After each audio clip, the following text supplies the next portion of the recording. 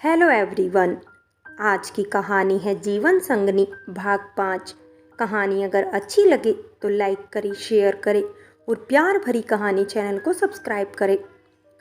एक रात पूजा थोड़ा देर से आई और लड़खड़ाते हुए अंदर आई। आरती भी एक ऑपरेशन के लिए हॉस्पिटल में रुकी थी, तो उसके साथ ही लगभग वह भी अंदर आई।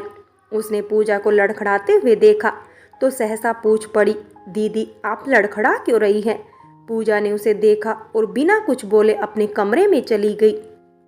सुबह नाश्ते की मेज पर पूजा ने फिर अपनी बहन की ओर देखा, पर कुछ नहीं बोली। पूजा नजरें चुरा रही थी, लेकिन आरती ने मुंह पर ही पूछ लिया, कल इतनी देर से कहाँ से आ रही थी दीदी, और आपने मेरे सवाल का जवाब भी नहीं दिया।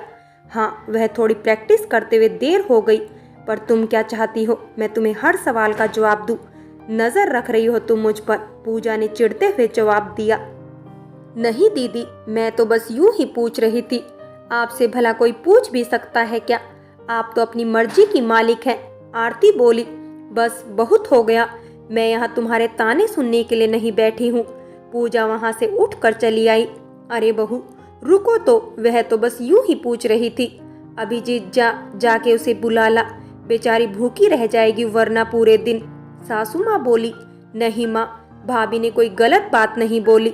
आना होगा तो खुद ही आ जाएगी, नहीं आना होगा तो पड़ी रहेगी अपने कमरे में। अभिजीत नाश्ता करके अपने काम पर चला गया। शादी को साल भर पूरा होने को आया और इन दोनों के रिश्तों में दूरियां बढ़ती ही जा रही है। क्या पूजा के जीवन में कोई और था शादी से पहले? पूजा ऐसा क्यों कर रही है? वह शादी से खुश नहीं है क्या?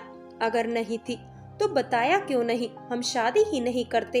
इस तरह अपने रिश्ते को बर्बाद करके मेरे बेटे का जीवन बर्बाद करने का क्या मतलब? सासू माँ ने झुंझलाते हुए आरती से पूछा। छोड़ो भी भाग्यवान, हो सकता है उसका मूड खराब हो। वैसे इसमें कोई बड़ी बात तो है नहीं, और अपना अभिजीत भी तो बच्चों वाली हरकतें करता है, उसमें कौन सा बड़ी समझदारी आ गई है। सब ठीक हो जाएगा, चिंता मत करो। आरती बेटा जाओ, तुम भी चले जाओ, तुम्हें अस्पताल के लिए देर हो रही है, और अभिनव से कहना वह तुम्हें छोड़ देगा। मनमोहन जी समझाते हुए बोले। जी बापूजी, और हाँ बापूजी, आपके कोई मित्र के यहाँ आज आपका बुलावा है, आप एक बार देख लीजिएगा। वह सामने की मेज पर उनका निमंत्रण पत्र रखा हुआ है। माफ कीजिएगा, आपको बताना भूल गई, आरती ने कहा। ठीक है, मैं देख लूंगा, तुम जाओ, मनमोहन जी बोले। अभिनव और आरती अपने हॉस्पिटल के लिए निकल गए। दिसंबर के महीने में हल्की धूप का मजा ही अलग होता है। नाश्ता खत्म कर मनमोहन जी अपनी पत्नी के साथ छत पर धूप सेकने चले आए। सुनिए जी, मुझे लगता है आपको एक बार सिंगला जी से पूजा के बारे में बात करनी चाहिए, उनकी पत्नी बोली। तुम अभी तक उसी बात पर अटकी पड़ी हो। होता रहता है ये सब। आपको अपनी शादी की बात याद है? मैं तो कमरे में भी नहीं आता था, पर देखो आज तुम्हारे बिना रहा ही नहीं जाता, उन्होंने छेड़ते हुए कहा। हटो जी, आप बात बदलने की कोशिश ना करो। हमारी शादी एक भरे पूरे परिवार में हुई थी, जहां बड़ों के लाज के कारण आपको दूर ही रहना होता था। वो जमाना अलग था और अभी की बात और है। मुझे तो बहुत चिंता होती है अभिजीत की। पता नहीं है पूजा क्या चाहती है, घर में शांति ही नहीं रहती। मेरे फूल जैसे बेटे के चेहरे से हंसी ही गायब हो गई। उससे अच्छी तो छोटी भावना है, जब भी आती है पूरे घर में रौनक ले आती है। मेरा बस चलता तो उसे यहीं रख लेती। अभिजीत भी उसके आने पर कितना खुश नजर आता है ना? वो बोली। ये सब क्या बोले जा रही हो? माना कि आप अपने बेटे को लेकर चिंता करती हैं, पर ऐसे कुछ भी बोलना ठीक नहीं है। कुछ ही दिनों में उनकी शादी की सालगिरह है, मैं बात करूंगा, तब तक तुम और कुछ मत सोचने लगना, समझी? वो समझाते हुए बोले। दोनों कुछ देर बाद नीचे आ गए और निमंत्रण पत्र देखा। 11 बजे जाना था। दोनों तैयार हो निकलने लगे, क्योंकि 10 तो वही बज चुके थे। जाते जाते पूजा को आवाज दी और दोपहर का भोजन नहीं बनाने को भी कहा। आरती अपने हॉस्पिटल चली गई थी। अभिजीत अपने काम पर चला गया था। मनमोहन जी और उनकी पत्नी आमंत्रित जगह पर चले गए थे। घर में बचे थे सिर्फ 2 लोग, पूजा और अभिनव। हाँ, यह कोई अच्छी बात तो थी नहीं। पूजा भले ही प्रेग्नेंट थी, फिर भी वह अपनी साजिशों से बाज नहीं आ रही थी। उसने मौका देखते ही अभिनव के कमरे में प्रवेश किया। अभिनव वहां नहीं था, शायद गार्डन में होगा, पर पूजा ने यह नहीं सोचा कि वहां से चली जाए, बल्कि वहीं रुकी और इंतजार करने लगी। तब तक वहां रखी उसकी चीजों को छूने बिखेरने लगी। जब उसने अभिनव और आरती की तस्वीर को देखा तो जानबूझकर झटका मारते हुए उसने उसे नीचे गिरा दिया। अभिनव भी कुछ देर में अपने कमरे में दाखिल हुआ तो कमरे की हालत देखकर उसे थोड़ा गुस्सा आया। गुस्से में आकर नौकर को आवाज दी, सुखी जी, आपको पता है ना, मुझे नहीं पसंद कि कोई मेरे कमरे में बिना मेरी इजाजत के दाखिल हो। कौन आया था मेरे कमरे में? बड़े बाबू, मुझे नहीं पता आपके कमरे में कौन आया था, मैं तो अपने काम में लगा हुआ था। आप कहे तो मैं अभी साफ कर देता हूँ। नौकर ने सफाई दी। नहीं, ठीक है, मैं खुद कर लूँगा, वैसे भी मेरा सामान है, मैं कर लेता हूँ। जब मैं बुलाऊं तो आकर कमरे में झाड़ू मार देना।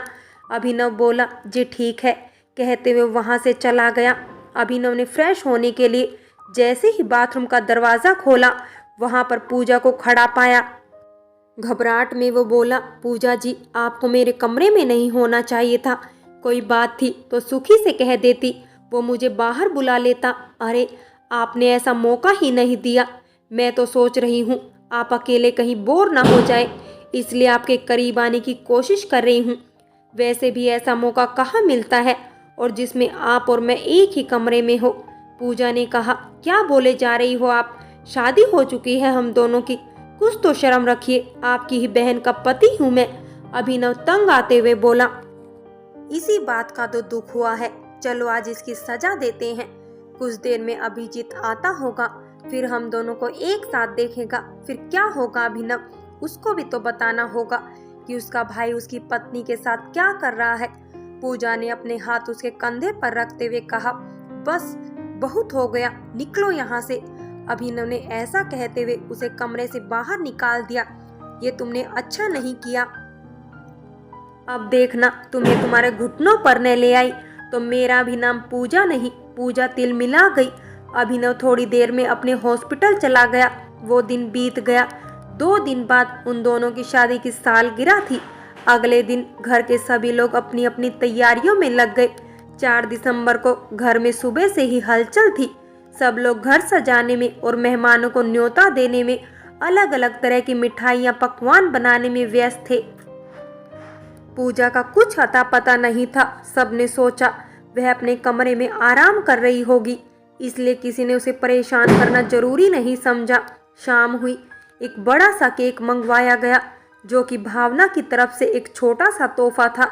अभिजीत ने बहुत प्यार से अपनी बीवी के लिए एक डायमंड सेट खरीदा था, और अभिनव ने एक ब्रेसलेट जिस पे उसका और आरती का नाम बड़े ही सुंदर तरीके से लिखा था। सब बहुत खुश नजर आ रहे थे। शाम रंगीन थी।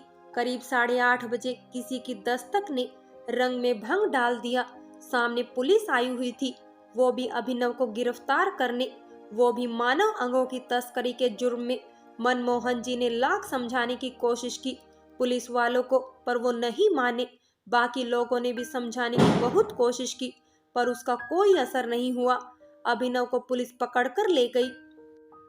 अगले दिन शनिवार था, मतलब बेल भी सोमवार को ही मिल सकती थी। हर कोशिश का नतीजा कुछ नहीं निकला।